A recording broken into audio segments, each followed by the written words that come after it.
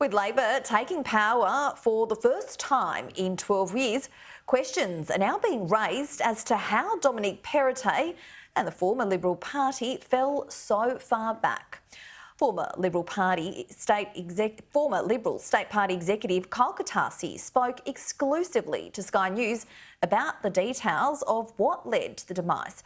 I spoke to him earlier this afternoon. Thank you for your time. Thank you for having me. Now, you were part of the party's executive team until December last year. Did last night's Labor victory come as a surprise to you at all? No, not at all. I fully expected a complete demolition.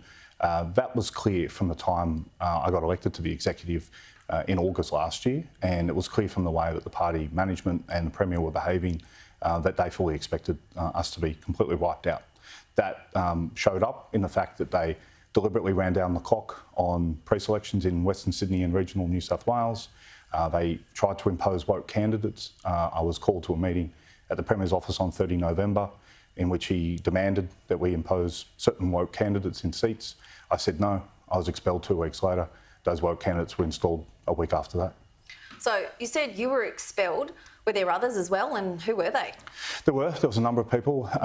Most of them were people like me who were Cassandras and warning the party of the direction they were going in. They were heading in a direction which was about saving the North Shore and Eastern Suburb seats from the Teals, and they weren't concerned about saving seats in Western Sydney. This wasn't an accident. They knew exactly what they were doing. They realised it was a trade-off. They either had to save themselves in the North Shore and the Eastern Suburbs, or they had to save themselves in Western Sydney and the regions. And they chose the former, which was to protect Dominic Perrottet and Matt Keane's seats primarily. Now, this is a big bombshell. It could have easily, swayed last night's decisions had it been out. Why did you wait until now to reveal all this information? I've been a member of the party for 24 years. I've never attacked the party at any stage. And once they decided this was a course of action that they wanted to go down, it was incumbent on them to see it through. I wasn't going to interfere in it.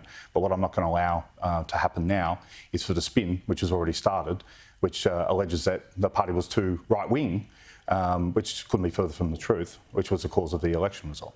Well, now, Dominic Perrottet, some would say, was, the example of a Conservative Premier, but some of the government's policies say otherwise. What's your take on that? All the government's policies were not Conservative. This is a Premier who put in legalised euthanasia. This is a Premier who put the Aboriginal flag on the Harbour Bridge.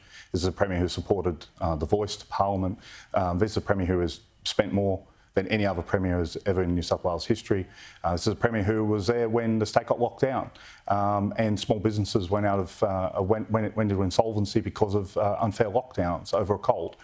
This is not a Conservative, never has been a Conservative government, and the minute we get a Conservative government, they might hope to win some elections. Now, speaking of lockdown, do you think the Perrottet government's handling of COVID actually contributed to last night's results? Unquestionably. The MPs and candidates who are most outspoken against the COVID lockdowns actually got swings towards them or had very, very small swings against them, which shows you where... Well, the truth is, Labor voters are not going to vote for us. You can pander to them as much as you want, but Liberal voters will abandon us if we abandon Liberal principles, and that's small government, promotion of small business, promotion of the family, and that this government had completely abandoned all of those principles, and that's why One Nation was polling sometimes 15% in seats in Western Sydney. Mark Latham gave them an alternative that Dominic Perrottet didn't.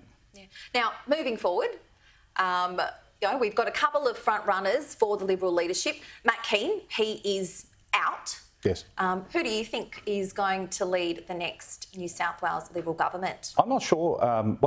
Opposition rather, but yes, I'm not sure who the next leader will be. All I know is that whoever the next Premier is going to be will be, from the Liberal side of politics, will be the person who provides a Liberal alternative and doesn't focus on renewable energy unicorn farts. And to finish, you were also at the infamous 21st birthday party of Dominic Perrottet. What can you tell me about the night? And were there any other controversial characters in attendance? Oh, it was a long time ago, but I remember it well. It was just eating like any other 21st birthday party. I believe I'm the only person to have ever gone on the record claiming I was there. Sky News exclusive. Sky News exclusive. There were people dressed in all sorts of outfits. There was one other person in a Nazi uniform, believe it or not. Was this a member of government? No, but very close to. There were other MPs that were there. One was dressed as Osama bin Laden.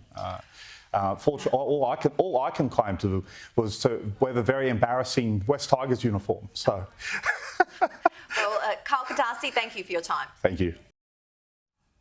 Stay with